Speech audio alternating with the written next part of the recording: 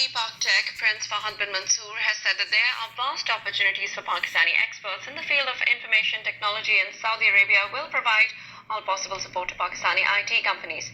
In the meeting chaired by Prince Fahad bin Mansoor, chairman of Saudi Pak Tech in the Saudi capital Riyadh, Media Advisor Faheem Al Hamid, Additional Foreign Secretary of the Ministry of Foreign Affairs of Pakistan, Rizwan Saeed Sheikh, Director General of Pakistan Telecom Faisal Iqbal, and IT expert Dr. Manshad Satti participated.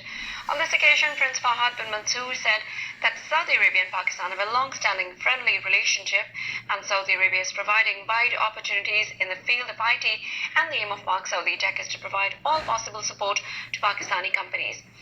Additional Foreign Secretary Rizwan Saeed Sheikh said that the Saudi Arabia is a big country from an economic point of view, which is moving towards rapid development, in which information technology also is playing an important role. Dr. Manshad Satti, an IT expert in Saudi Arabia, said Pakistani youth are showing their skills in the field of IT, and we are providing them opportunities to apply their work and skills in the Saudi market.